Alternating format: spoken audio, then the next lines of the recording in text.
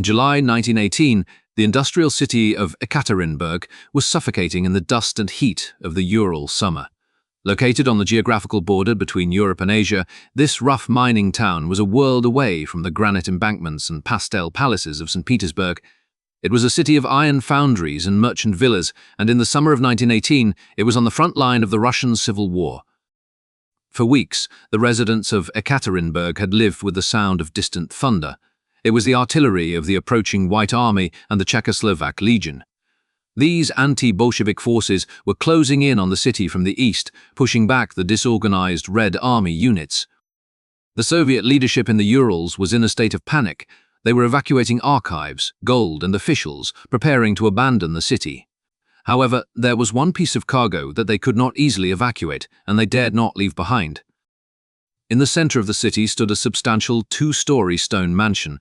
It had belonged to a wealthy engineer named Nikolai Ipatiev until the Bolsheviks requisitioned it a few months earlier. Now, the house was transformed into a fortress. A high wooden stockade fence had been constructed around the perimeter, blocking the view from the street. Machine gun nests were positioned in the attic and the garden. The Bolsheviks referred to this building by a sinister bureaucratic code name. They called it the House of Special Purpose. Inside this fortified villa lived the former Emperor of Russia, Nicholas II, his wife Alexandra, their 5 children, and 4 loyal servants. By this stage of his captivity, Nicholas bore little resemblance to the mighty autocrat who had ruled 1/6 of the Earth's surface. He was 50 years old, but he looked much older. His beard was grey and his clothes were worn. He spent his days reading history books, sawing wood in the courtyard for exercise, and playing cards with his wife. The family lived in a state of suspended animation. They knew that the White Army was approaching. They could hear the guns getting louder every day. In the privacy of their rooms, the Grand Duchesses whispered about the possibility of rescue. They imagined that loyal officers were plotting a daring raid to liberate them. Nicholas believed that, at worst, the Bolsheviks would put him on public trial in Moscow, or perhaps deport him and his family to England or Germany. Nicholas was mistaken. The leadership of the Ural Soviet had no intention of allowing the Tsar to be put on trial, and certainly no intention of letting him be rescued. As the enemy artillery shells began to fall closer to the city limits, the local Bolsheviks realized that the Ipatiev house was a liability. If the White Army captured Ekaterinburg and found the Tsar alive, he would instantly become a living banner for the counter-revolution. He would provide a rallying point that could unite the fractured anti-Soviet forces. The decision that was made in the second week of July 1918 was driven by the cold logic of war. There would be no trial. There would be no deportation. The House of Special Purpose lived up to its name. It was not a prison. It was a holding pen for a liquidation. This episode tells the story of the final days of the Romanov dynasty, the brutal night in a cellar that ended 300 years of history, and the frantic cover-up that followed.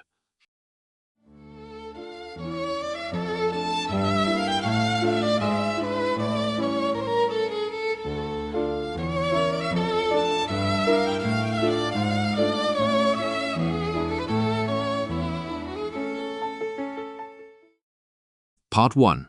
From Palace to Prison. The journey that led the Romanov family to the cellar in Ekaterinburg was a slow, agonizing descent from the height of imperial power to the status of common prisoners. Following his abdication in March 1917, Nicholas believed that the provisional government would allow him and his family to retire to their estate in the Crimea, or more likely to go into exile in England. His cousin, King George V, initially offered asylum, but the offer was quickly withdrawn. The king feared that the presence of the unpopular Tsar would destabilize the British monarchy. The Romanovs were effectively stranded in a country that was rapidly turning against them. For the first few months, the family was held under house arrest at the Alexander Palace in Tsarskoye Selo. The conditions were comfortable, if restrictive. They had their servants, their wardrobe, and the run of the park. But as the revolution radicalized, the provisional government decided that the family was too close to the turbulent capital. In August 1917, Alexander Kerensky moved them to Tobolsk, a sleepy town in western Siberia. There, they lived in relative peace in the former governor's mansion. However, after the Bolshevik seizure of power in October, the atmosphere changed. The new Soviet government viewed the Romanovs as living symbols of the old regime who had to be secured. In April 1918, the order came from Moscow to move the prisoners to Ekaterinburg. This city was known as the Red Capital of the Urals. It was a stronghold of the most radical faction of the Bolshevik Party, men who harbored a deep, personal hatred for the Tsar. The family arrived in Ekaterinburg in two groups. They were taken to the Ipatiev house, a sturdy stone villa that had been requisitioned from a military engineer. When they arrived, they found that the house had been turned into a prison. The Bolsheviks had constructed a double palisade of tall wooden logs around the perimeter, completely blocking the view of the street. The layout of the house was designed to isolate the prisoners from the outside world. The family was confined to the upper floor. They were allowed to keep only a skeleton staff: the family physician, Dr. Eugene Botkin, the chambermaid Anna Demidova, the cook Ivan Karitonov, and the footman Alexei Troop. The most psychologically damaging feature of their imprisonment was the windows. The commandant of the house ordered that every window in the family's quarters be painted over with a thick layer of white lime. This prevented the prisoners from signaling to anyone outside, but it also prevented them from seeing the sky or the trees. The rooms were plunged into a permanent, milky twilight. The only thing visible through the top of the glass was the cross on the spire of the Ascension Cathedral across the street. The conditions inside the house were a shock to a family used to the order and protocol of the imperial court. During the first 2 months of their confinement in Ekaterinburg, the guard detachment was composed of local factory workers recruited from the Zlokazov Works and the Sisit Company. They were led by a commandant named Alexander Avdev. Avdev was a man who delighted in the reversal of the social order. He was frequently drunk. He referred to the Tsar simply as Nicholas the Blood Drinker. The guards under his command were undisciplined and pilfering. They would enter the family's rooms at will, ignoring the need for privacy. They sat in the kitchen, smoking cheap tobacco and singing revolutionary songs filled with obscenities about the Empress. The indignities were constant. The family was placed on soldiers' rations, the silver plate was confiscated, and they were forced to eat with wooden spoons from a communal bowl.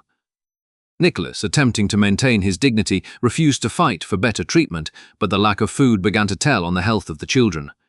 The guards would often steal the meat from the soup before it reached the table. On one occasion, a nun from a local convent brought a basket of eggs and cream for the sick Alexei. The guards allowed the basket into the house, but they ate the food themselves in the guardroom while the family went hungry. The lack of privacy was particularly hard for the 4 Grand Duchesses, Olga, Tatiana, Maria, and Anastasia. They ranged in age from 17 to 22. To go to the lavatory, they had to pass the guard post. The soldiers drew lewd sketches of the Empress and Rasputin on the walls of the bathroom and scribbled pornographic graffiti. The young women were forced to ignore the insults, cleaning the walls themselves when the guards were not looking. Despite the squalor and the fear, the family maintained a remarkable degree of cohesion and morale. The primary sources, including the Tsar's own diary and the letters of the servants, depict a family that turned inward for strength. Nicholas accepted his fate with a fatalistic calm. He saw his imprisonment as a penance for the sins of his reign. He spent his days educating his son, Alexei. He read aloud to the family in the evenings, mostly Russian history or the Bible. When the weather permitted, he was allowed into the garden for 1 hour a day. He used this time for physical labor, sawing firewood or clearing snow. He seemed to find peace in the simple, repetitive work, often ignoring the jeers of the sentries watching him from the fence. Empress Alexandra fared much worse. Her health, which had always been fragile, collapsed under the strain. She suffered from severe sciatica and heart trouble. For most of her time in the Ipatiev house, she was confined to a wheelchair or her bed. She spent her waking hours praying and writing letters to her friends, hoping against hope for a miracle. She remained convinced that the Russian people still loved the Tsar and that the Bolsheviks were merely a temporary affliction sent by God to test their faith. The heart of the family remained the children. The 4 Grand Duchesses and Alexei displayed a resilience that surprised their captors. They learned to bake their own bread. They did their own laundry, scrubbing their silk blouses in the bathtub. They even staged plays in the living room to cheer up their parents. The guards, who had been taught that the Tsar's daughters were arrogant monsters, were confused by the reality. They found the girls to be simple, friendly, and completely without pretension. Maria, the 3rd daughter, was particularly adept at chatting with the soldiers. She would ask them about their families and their villages. Slowly, the hostility of the guards began to soften. Some of the soldiers began to smuggle in small treats for the children. This fraternization terrified the Bolshevik leadership. They realized that the class enemy was humanizing themselves in the eyes of the proletariat. The health of Alexei was the constant shadow hanging over the house. The boy, 14 years old, was still suffering from the effects of a severe hemorrhage he had sustained in Tobolsk. His legs were paralyzed, and he could not walk. Nicholas often had to carry his son in his arms when they went outside. The sight of the former autocrat carrying the invalid heir around the muddy courtyard became a poignant symbol of their reduced circumstances. By late June 1918, the atmosphere in the house began to darken. The sounds of the Civil War were getting closer. The Czechoslovak Legion, a force of former prisoners of war fighting alongside the White Russians, had captured key towns along the Trans-Siberian Railway. The Bolsheviks in Ekaterinburg knew that it was only a matter of time before the city fell. The looming military defeat changed the calculation regarding the prisoners. As long as the Bolsheviks held Ekaterinburg securely, the Romanovs were valuable hostages. They could be used as bargaining chips in negotiations with Germany or the Allies. But if the city fell, the Romanovs would be liberated. In early July, the lax regime of Alexander Avdev was abruptly ended. The Ural Soviet decided that the guards were becoming too friendly with the prisoners and that the security was too loose. They dismissed Avdev and his factory workers. In their place, they sent a special detachment from the Cheka, the Bolshevik secret police. They were hardened revolutionaries, chosen for their reliability and their ruthlessness. They were led by a man who would become the face of the tragedy. On July 4th, Yakov Yurovsky arrived at the Ipatiev house. Yurovsky immediately tightened the regime. He collected all the family's jewelry. He forbade any private conversations with the guards. He inspected the perimeter defenses and checked the inventory of the house. The family noticed the change immediately. In his diary, Nicholas noted that the new commandant was polite but cold. He did not know that Yurovsky had been sent to kill them. The painted windows of the Ipatiev house reflected the white summer light, keeping the family in a perpetual fog. They did not know that the decision had already been discussed in Moscow between Vladimir Lenin and his chief administrator, Yakov Sverdlov. The old world was dying, and the new regime had decided that it could not be born until the Romanovs were entirely erased from the earth.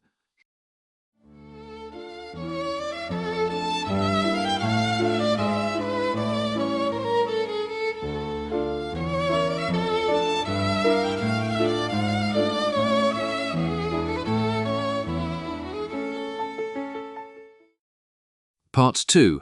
The Professional Executioner.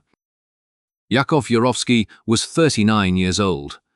He was a man of contradictions. By trade, he was a watchmaker and the professional photographer. He had traveled to Berlin and converted to Lutheranism before becoming a dedicated Bolshevik. He was intelligent, punctilious, and possessed a burning ideological hatred for the Romanovs. To the Ural Soviet, he was the perfect man for the job to manage the liquidation of the Romanovs. Upon his arrival, Yurovsky immediately asserted his authority. He walked through the house with a notebook, cataloguing every item. He was appalled by the lax security of his predecessor.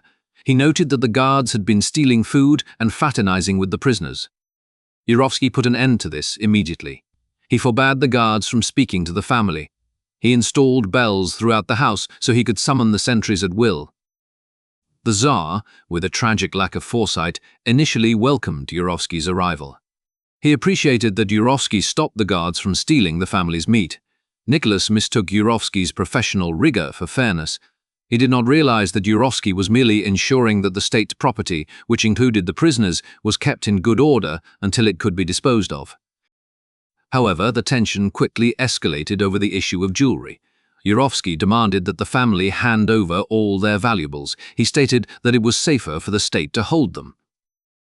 Empress Alexandra was furious. She argued that the items were her private property. Yurovsky remained calm. He simply informed her that if she did not comply voluntarily, he would order a physical search of the Grand Duchesses. The threat of having strange men touch her daughters horrified the Empress. She capitulated. On July the 6th, the family laid out their gold watches, bracelets, and tiaras on the table. Yurovsky catalogued them one by one, checked them off his list, and locked them in a box.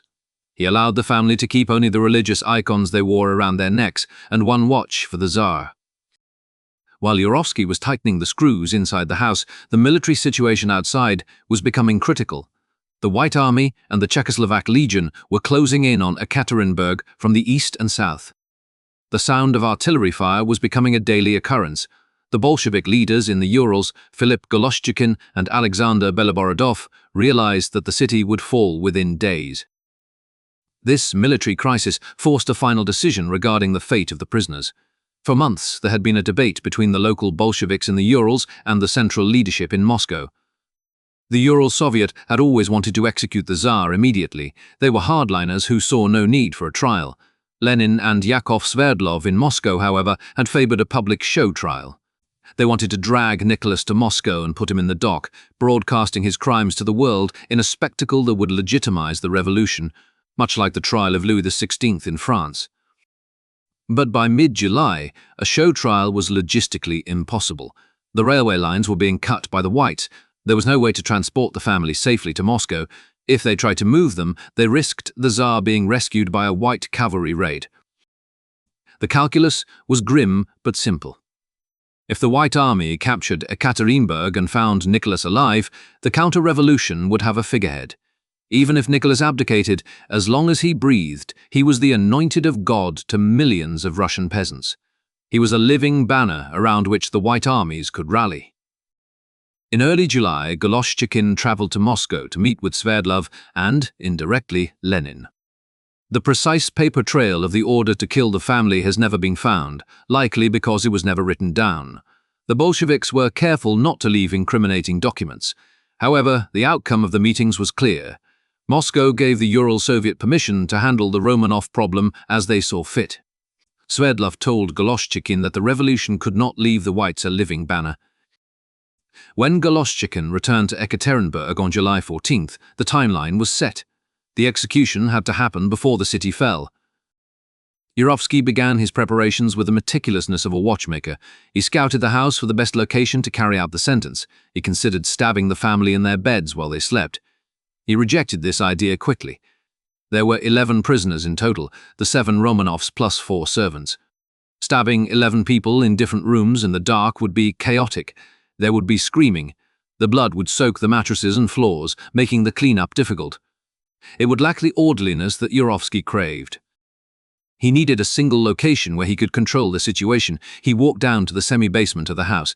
He found a room measuring roughly 20 feet by 16 feet. It had a vaulted ceiling and plastered wooden walls. There was only one door, and the single window was barred and heavily obscured by the iron grille and the palisade outside. It was a cul-de-sac. Once the family was inside, there would be no escape. Yurovsky checked the acoustics. The thick stone walls and the semi-basement location meant that the sound of gunfire would be muffled, unlikely to be heard clearly in the center of the city. He decided that this would be the place. On July 15th, Yurovsky dismissed the final obstacle to his plan. A 14-year-old kitchen boy named Leonid Sednev had been living with the family. He was the playmate of Alexei. Yurovsky knew that he could not execute a 14-year-old working-class boy along with the imperial family. It would be politically unacceptable. Yurovsky called Leonid downstairs and told him that his uncle wished to see him. He told the boy to pack his things and leave the house. Leonid, happy to be free, ran off. When the family realized Leonid was gone, they were distressed. He was the only friend the sick Alexei had. Dr. Eugene Botkin went to Yurovsky's office to ask where the boy had gone. Yurovsky lied smoothly. He told the doctor that the boy had been sent to stay with his uncle in the town and would return shortly. The family accepted the explanation, though the Empress noted in her diary that it was strange for the boy to leave without saying goodbye. By the afternoon of Tuesday, July 16th, everything was ready. Yurovsky collected 12 Nagant revolvers from the guards. The Nagant was a heavy, reliable Russian service revolver firing a 7.62mm cartridge. He also collected several semi-automatic pistols. He gathered his firing squad. These men were the Lets, a term used by the Russians to describe foreign pro-Bolshevik troops, though many were actually Hungarian or Austrian prisoners of war who had joined the revolution. Yurovsky briefed them in his office. He explained the plan. He assigned a specific shooter to each member of the royal family. Yurovsky reserved the Tsar for himself. He instructed the men to aim for the heart to ensure a quick death and to minimize the amount of blood. However, Yurovsky faced a moment of hesitation from his own executioners. Two of the Lets refused the assignment. They told Yurovsky that they were willing to shoot the Tsar and the Empress, but they could not shoot the teenage girls. They said it was not what they had signed up for. Yurovsky, furious but pragmatic, sent the two men away to the guardhouse. He replaced them with others who had fewer scruples. He was left with a squad of roughly 10 men to kill 11 prisoners. As the sun set over the Urals on July 16th, the family ate a simple dinner of eggs and milk. They said their evening prayers. At around 10:30 in the evening, they went to bed. The house fell silent. Outside, the summer night was short. The sky never turned completely black. In the distance, the low rumble of the White Army artillery could be heard, getting closer with every hour. Yurovsky sat in his office, checking the load in his revolver, waiting for the truck that would carry the bodies away. The truck was late. It did not arrive until 1:30 in the morning. When the vehicle finally pulled into the courtyard, its engine coughing and sputtering, Yurovsky stood up. He walked to the room of Dr. Botkin. He knocked on the door. The time for the House of Special Purpose to fulfill its function had arrived.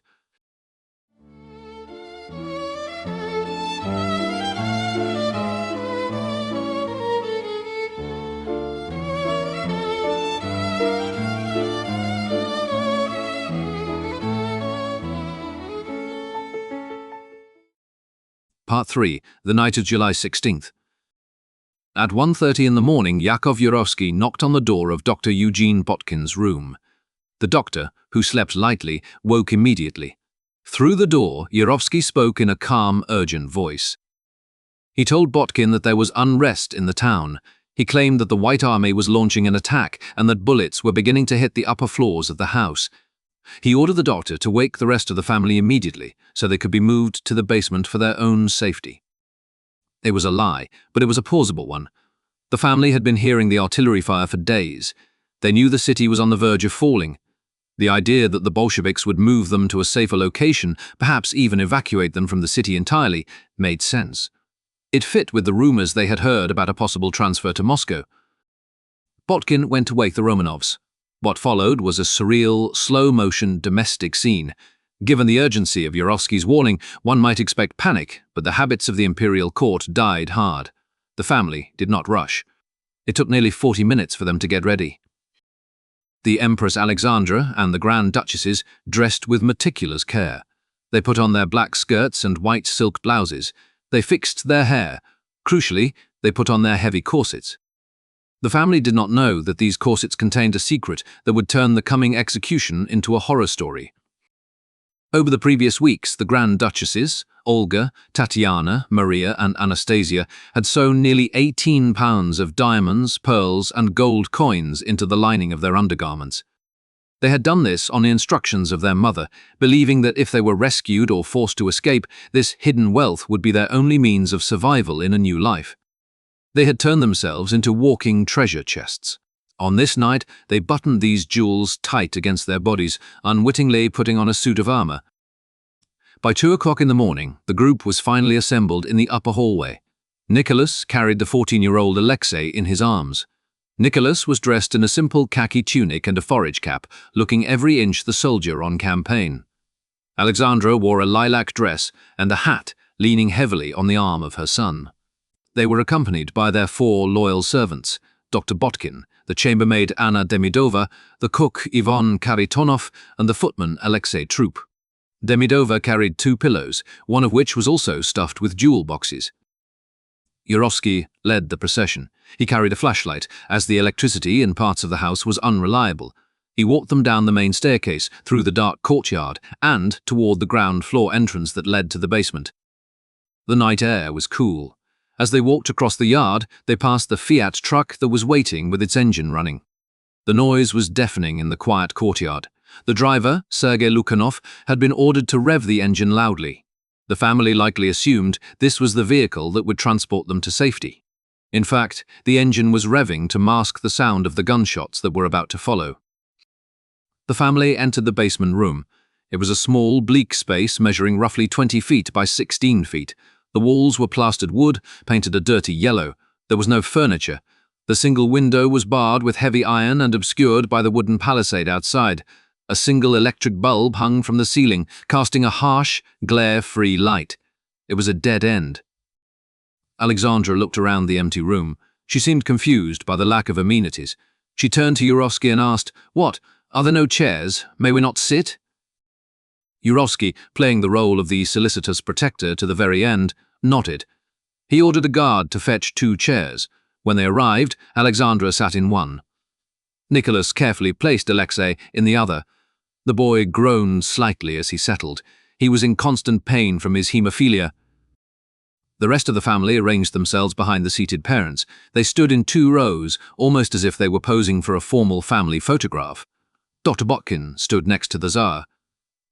The 4 Grand Duchesses stood behind their mother, holding hands or leaning against the wall. The servants filled the gaps. Anna Demidova stood in the back corner, clutching her pillows tight against her chest. Yurovsky then told the family to wait. He explained that the truck was arriving to transport them and that he needed to go check if the coast was clear. He walked out of the room, closing the double doors behind him. The family was left alone in the cellar. They had absolutely no idea that just on the other side of the plaster wall, the mechanism of their death was being assembled. In the corridor, Yurovsky was gathering his execution squad. There were 12 of them. They were armed with Nagant revolvers and semi-automatic pistols. They were tense. Some had been drinking vodka to steady their nerves. Yurovsky reiterated the plan. Each man had been assigned a specific target to ensure that everyone died instantly. Yurovsky reserved the Tsar for himself. His deputy, Grigory Nikulin, was to kill the heir, Alexei. Yurovsky stepped back to the double doors. He signaled the men to line up behind him. He placed his hand on the doorknob. Inside the room, the Romanov family waited for the truck that would take them to freedom. Instead, the door swung open and the squad marched in.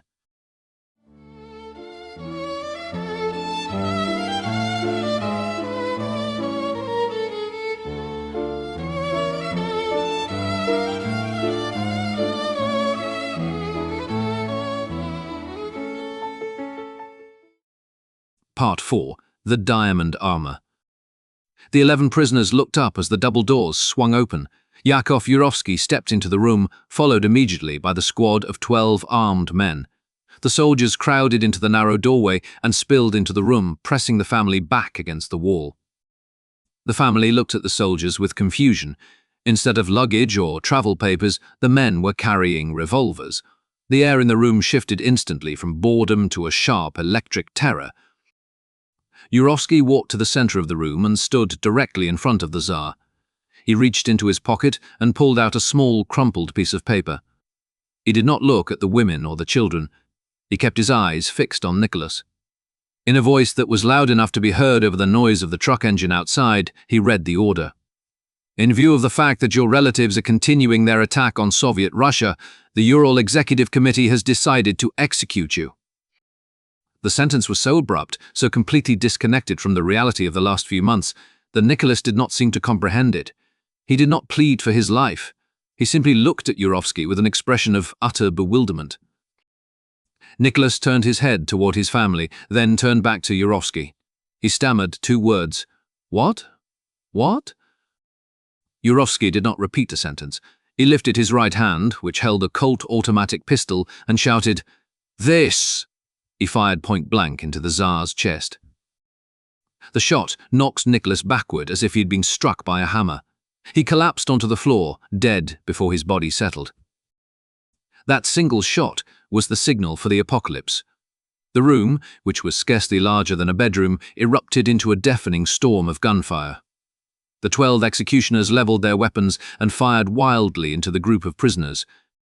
The plan for a disciplined execution disintegrated instantly. The gunmen were seized by a frenzy. Most of them wanted to be the one to kill the Tsar, so they all directed their initial fire at Nicholas, filling his body with bullets while the other prisoners were momentarily ignored. The Empress Alexandra had time only to raise her hand to make the sign of the cross. A bullet struck her in the head, killing her instantly. She slumped sideways in her chair. But then, the physics of the room took over. The executioners were using black powder cartridges. Within seconds, the small, unventilated cellar was filled with a thick, acrid smoke. The electric light, hanging from the ceiling, became a dim yellow orb glowing through the grey fog. The gunmen were blinded. They were firing at shadows, coughing and choking on the fumes. Yurovsky realized he was losing control. He shouted for the men to stop firing, but the noise was too great. The bullets were not just hitting flesh, they were striking the stone walls and the tiled floor, ricocheting around the room with a terrifying high-pitched whine. The executioners began to flinch, fearing they would be hit by their own bouncing rounds. When the shooting finally tapered off, a horrifying silence descended, broken only by the heavy breathing of the gunmen and the moans of the survivors. As the smoke began to drift out through the open doors, Yurovsky looked at the carnage. The Tsar and the Empress were dead. The cook and the footman were motionless. But to the disbelief of the squad, Alexei and the 4 Grand Duchesses were still alive. 14-year-old Alexei was lying on the floor groaning. He had been shot, but he was still conscious. He clutched his father's arm. The Grand Duchesses were huddled against the back wall, screaming. Their white dresses were stained with blood, but they seemed unnaturally resilient. The gunmen had fired volley after volley at them, but the bullets seemed to have bounced off their bodies. To the superstitious soldiers, this was a moment of supernatural terror. They believed that the Romanov women were protected by some divine power that made them impervious to bullets. The 18 pounds of hard gemstones sewn into their corsets had acted as a bulletproof vest. The low-velocity bullets from the revolvers had struck this wall of diamonds and shattered or deflected, failing to penetrate the girls' vital organs. The jewels had saved them from the initial volley, but in doing so they had condemned them to a much slower and more brutal death. Yurovsky, seeing that the gunshots had failed, and fearful that the noise would alert the entire city, ordered his men to finish the job with cold steel. He shouted at them to use their bayonets. What followed was a scene of medieval brutality. The executioners, coughing in the smoke, moved in on the huddled girls. Peter Ermakov, a drunken brute who harbored a pathological hatred for the monarchy, lunged at Tatiana. He tried to stab her in the chest with his bayonet. But once again, the diamond armor held. The bayonet point could not penetrate the corset. Ermakov, in a blind rage, realized he could not stab through the jewels. He drew a revolver and shot Tatiana in the back of the head. Maria, the 3rd daughter, tried to run toward the open doors. She was caught by the soldiers and thrown against the wall. She too was shot in the head. Alexei was still moving on the floor. The executioners fired multiple shots at him, but the boy, who was also wearing an undershirt packed with gems, refused to die. Yurovsky finally stepped forward. He pushed the other men aside. He looked down at the boy who had been the center of the Russian Empire's hopes for 14 years. Yurovsky placed his revolver directly against the boy's ear and fired 2 shots. Alexei fell silent. The last to die was the youngest daughter, Anastasia. She and the chambermaid, Anna Demidova, were cowering in the corner. Demidova had tried to defend herself with a pillow. It was a futile gesture, but unknown to the soldiers, the pillow was also filled with jewel boxes. When they stabbed the pillow, the bayonets were deflected by the gold inside. Eventually, the soldiers killed Demidova. Anastasia fought back. When the soldiers approached her, she lashed out, screaming and struggling. It took the combined efforts of several men to silence her. 20 minutes after Yurovsky had entered the room, the massacre was over. 11 bodies lay in a heap on the blood-soaked floor. The room was silent, save for a strange, whimpering sound coming from the corner. The soldiers, their nerves shattered, looked around for the source of the noise. They found a small dog cowering beneath the body of one of the Grand Duchesses. It was Joy, the spaniel belonging to Alexei. The dog, blinded by the smoke and terrified by the noise, was running around the legs of the executioners. One of the soldiers swung his rifle and smashed the dog's skull against the floor. Yurovsky checked his watch. It was just after 2 in the morning. He ordered the men to begin moving the bodies. He wanted them out of the house before the sun rose. As the soldiers began to lift the corpses onto makeshift stretchers made of bedsheets, the mystery of the bulletproof girls was solved. As they lifted the body of Tatiana, one of the soldiers felt the strange weight and texture of her dress. He ripped the fabric of her bodice. A cascade of diamonds, pearls, and gold coins spilled out onto the bloody floor. The sight of the treasure triggered an immediate change in the soldiers. The shock of the killing was replaced by the greed of the looter. The men dropped the stretcher and began to tear at the clothes of the dead women, ripping open the corsets to find more jewels. They began stuffing handfuls of diamonds into their pockets. Yurovsky saw his disciplined operation turning into a robbery. He drew his revolver again. He shouted at his men, threatening to shoot anyone who stole a single piece of the people's property. He ordered them to carry the bodies to the truck immediately. Sullenly, the soldiers obeyed.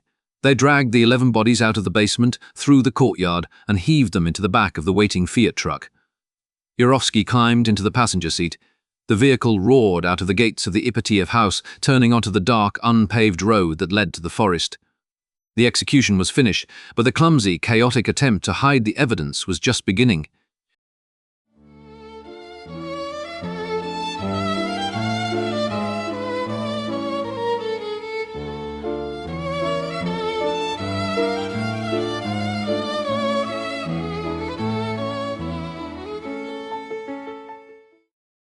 Part 5. The Grave Beneath the Road. The Fiat truck carrying the 11 bodies rattled through the empty streets of Ekaterinburg in the pre-dawn darkness of July 17, 1918. It was driven by Sergei Lukyanov, a factory worker who was struggling to keep the overloaded vehicle moving. The truck was carrying not only the corpses of the Romanov family and their servants, but also the execution squad and Yakov Yurovsky. The destination was a derelict mining site known as the Four Brothers, located in the Kopchaki forest, roughly 12 miles north of the city. Yurovsky had selected this spot because he believed it was isolated and abandoned. He was wrong on both counts. The disposal operation began to go wrong almost immediately. The roads leading to the forest were little more than dirt tracks that had been turned into a quagmire by the summer rains. The heavy truck, laden with the dead, repeatedly sank into the mud. The engine overheated. At one point, the vehicle became so hopelessly stuck that the executioners had to get out and push, their boots slipping in the sludge, cursing the darkness and the cargo. They did not reach the mine until the sun was already rising. The secrecy that Yurovsky had counted on was gone. As they arrived at the Four Brothers, they encountered local peasants who were camping in the forest. The locals saw the truck and the armed men. Yurovsky's guards chased them away with threats of execution, but the damage was done. The location of the burial was known before the first shovel hit the ground. At the mine shaft, the grim work began. Yurovsky ordered his men to strip the bodies. This was necessary for two reasons. First, he wanted to burn the clothes to eliminate evidence. Second, and more practically, he wanted to recover the jewels. As the soldiers cut the clothes off the corpses, the full extent of the diamond armor was revealed. The men ripped open the corsets of the Grand Duchesses and poured the gemstones onto the grass. They found diamonds, pearls, and gold coins. They found that the Empress was wearing a belt made entirely of pearls. Yurovsky stood over the men with his revolver drawn, ensuring that every gem was placed into his satchel. He later recorded that they collected over 18 pounds of diamonds and gold jewelry from the bodies. Once the bodies were naked, they were thrown down the mine shaft. The shaft was roughly 30 feet deep. Yurovsky threw in a few hand grenades to collapse the walls and bury the remains. He believed the job was done. He posted sentries around the site and returned to Ekaterinburg to report to the Ural Soviet. However, when Yurovsky returned to the mine the next morning, July 18th, he discovered a disaster. The grenades had failed to collapse the shaft. The mine was flooded with ice-cold water, but it was not deep enough. The bodies were visible from the surface, floating in the slush. Even worse, the locals were already talking about the strange activity in the forest. Yurovsky realized that if the White Army arrived, they would find the bodies within an hour. He decided he had to move them. On the night of July 18th, a full 24 hours after the execution, Yurovsky returned to the forest with a new plan. He brought ropes and hooks. For several hours, his men engaged in the gruesome task of fishing the 11 bodies out of the flooded shaft. Once the bodies were retrieved, they were loaded back onto the Fiat truck. Yurovsky intended to take them to a deeper copper mine further west, but the Russian roads intervened once again.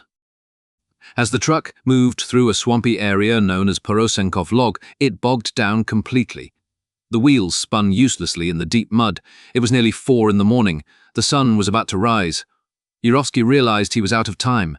He could not reach the deep mines, and he could not go back to the city. He had to finish it right there. He made a decision, born of exhaustion and desperation. He decided to bury the family in the middle of the road. He calculated that the White Army investigators would look in the mines and the forests, but they would never think to dig up a road that was being used by traffic. To confuse any future count of the bodies, Yurovsky ordered that 2 of the corpses be destroyed completely. He selected the body of Alexei and one of the female bodies. Experts still debate whether it was Maria or Anastasia. These 2 bodies were dragged about 50 yards away into the woods. The soldiers built a bonfire. They doused the bodies in kerosene and sulfuric acid and burned them until nothing remained but ash and bone fragments, which they buried in a separate pit. The remaining 9 bodies were thrown into a shallow pit dug right beneath the mud of the road. Yurovsky ordered his men to pour jars of high-concentration sulfuric acid over the faces of the dead. This was intended to disfigure them beyond recognition and to speed up decomposition. Finally, they covered the bodies with earth. To hide the fresh digging, Yurovsky ordered the soldiers to place old railway sleepers over the grave.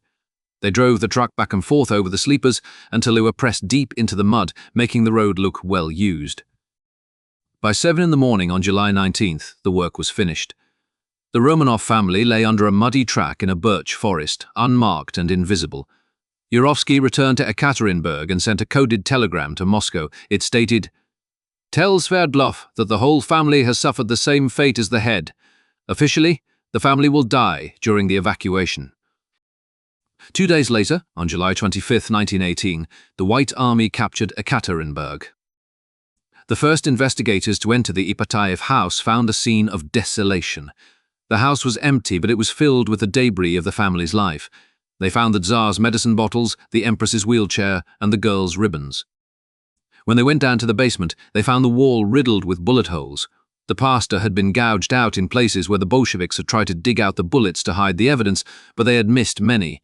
The floor was stained with blood that had been imperfectly scrubbed away. On the window frame of the basement room, an unknown hand, likely one of the executioners, had scrawled a line of German poetry from Heinrich Heine. Balthasar was, on this night, killed by his servants. The investigation was led by a tenacious lawyer named Nikolai Sokolov. For months, Sokolov combed the Koptyaki forest. He found the 4 brothers' mine. He found the evidence of the first failed disposal. He found the corset stays, the charred remains of clothes, and a severed finger that had been chopped off to remove a ring. He found the topaz gems that the soldiers had missed. But Sokolov never found the bodies.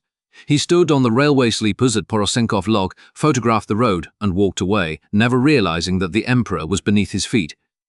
Sokolov concluded that the bodies had been completely destroyed by acid and fire at the mine. This conclusion became the accepted history for the next 70 years. The Soviet government solidified this mystery with a lie that lasted for decades. Immediately after the execution, they announced that Nicholas II had been shot, but they claimed that the wife and children had been sent to a safe place. For years, the Bolsheviks maintained this fiction, even negotiating with foreign diplomats about the safety of the family they had already butchered. It was not until 1926 that the Soviet state finally admitted that the entire family was dead. The Ipatayev house stood in Ekaterinburg for another 59 years. It became a site of grim pilgrimage for monarchists and curious tourists. In 1977, fearing that the house was becoming a symbol of anti-Soviet sentiment, the head of the KGB, Yuri Andropov, ordered its destruction. The order was carried out by the local party boss, a man named Boris Yeltsin. The bulldozer arrived at night, and the house of special purpose was reduced to rubble. Ironically, it was the same Boris Yeltsin who, as the first president of the Russian Federation in 1998, would preside over the funeral of the Tsar. In 1979, a pair of amateur historians and geologists, Alexander Avdonin and Jayli Ryabov, used Sokolov's old maps and secret police archives to locate the grave at Porosenkov Log. They dug up the railway sleepers and found the skulls blackened by acid. Fearful of the Soviet authorities, they reburied the remains and kept the secret for another decade. It was only after the collapse of the Soviet Union in 1991 that the grave was officially opened. DNA testing confirmed the identity of the remains. In 1998, on the 80th anniversary of the execution, Nicholas, Alexandra, and 3 of their daughters were buried in the Peter and Paul Fortress in St. Petersburg, reunited with their ancestors. The 2 missing bodies, Alexei and Maria, were finally found in the separate bonfire pit in 2007. The discovery of the bodies closed the book on the mystery, but the legacy of the execution remained. The muster of the Romanovs was the founding act of the new Soviet state. It was a declaration that there was no going back. It established a precedent that the state could kill not just its political enemies, but their families, their doctors, and even their children in the name of the revolution. The story that began with the high hopes of the February Revolution, with the crowds cheering for liberty and bread, ended in a muddy pit in the Urals. The Romanov dynasty, which had built the Hermitage and conquered Siberia, ended in a squalid 20-minute massacre in a basement. As the smoke cleared in the cellar of the Ipatiev house, it marked the true beginning of the Soviet century. The sealing of the train in Zurich led directly to the sealing of the mine shaft in Ekaterinburg. The gamble had paid off for Lenin, but the cost was a regime born in blood, secrecy, and the silence of a grave hidden beneath a lonely country road.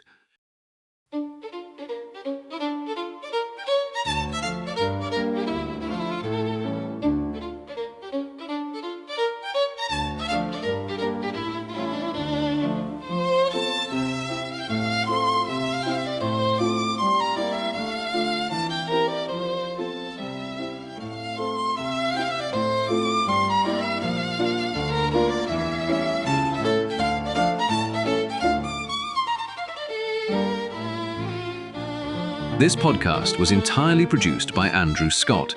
If you have any suggestions for topics or improvements, please get in contact.